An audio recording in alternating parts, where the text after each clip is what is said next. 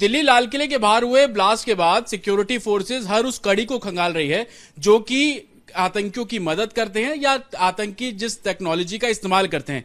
इसी कड़ी में सेंट्रल दिल्ली पुलिस मल्टीपल जगहों पर रेड कर रही थी और उस रेड के दौरान करोलबाग की एक फैक्ट्री के बारे में जानकारी मिली जो कि फर्जी IMEI नंबरों का इस्तेमाल करके चीन के जो पार्ट्स हैं उसका इस्तेमाल करके मोबाइल्स बेच रहे थे।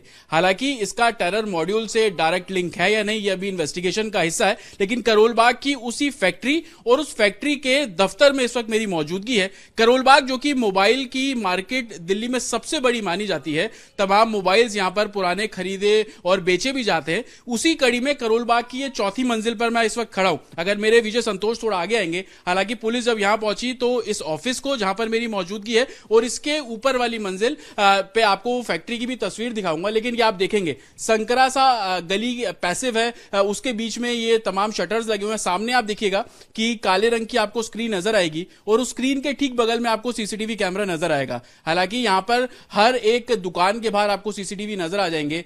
ये सीसीटीवी इसलिए भी लगाए गए थे अगर किसी भी तरीके की मूवमेंट होती है तो ऊपर दफ्तर में बैठे लोग उसको देख पाए। लेकिन जो जानकारी हमें मिल रही है कि इस ऑफिस के जरिए वो पूरा रैकेट चल रहा था। जिस समय पुलिस यहां पर पहुंची तो तकरीबन 1800 से भी ज्यादा जो मोबाइल फोन्स हैं वो यहां से बरामद किए गए और इन मोबाइल फोन में जो सॉफ्टवेयर लगा था वो चीन से लाया गया सॉफ्टवेयर था। यह भी जानकारी मिल रही है कि पुराने मदरबोर्ड का ये लोग इस्तेमाल करते थे। आप देखेंगे ये पूरा एक कमर्शियल बिल्डिंग आप बोल लीजिए, क्योंकि इसी तरीके की दुकानें यहां पर अमूमन रहती है। और ये जब हम ऊपर आए हैं तो यहां पर वो फैक्ट्री चल रही थी जिस फैक्ट्री में चीन से लाई गई टेक्नोलॉजी का इस्तेमाल करके वो IMEI नंबर क्रिएट किए जाते थे जो कि ट्रैक नहीं हो पाते थे।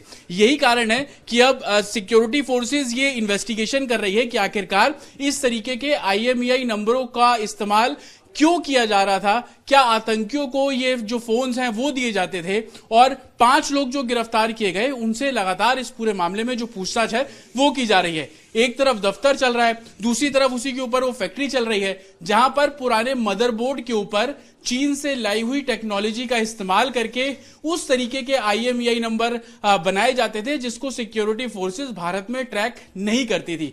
हालांकि दिल्ली धमाके के बाद हर उस कड़ी को सिक्योरिटी फोर्सेस खंगाल रही है और उसी कड़ी में जब रेड्स की गई, टेक्नोलॉजी का इस्तेमाल कैसे किया जा रहा है, उसका मिसयूज किस तरीके से किया जा रहा है, उसी कड़ी में इस फैक्ट्री का पर्दाफाश किया गया। 5 लोगों की गिरफ्तारी इस पूरे मामले में अभी की गई है। उनसे पूछताछ करके इन फोन्स को कहां दिया जाता था और उन फोन्स का इस्तेमाल किस तरीके से किया जा रहा था, हर साक्ष्य को खंगालने का काम अब जांच एजेंसी करती नजर आ रही है। विजय संतोष के साथ जतिन शर्मा, रिपब्लिक भारत, दिल्ली।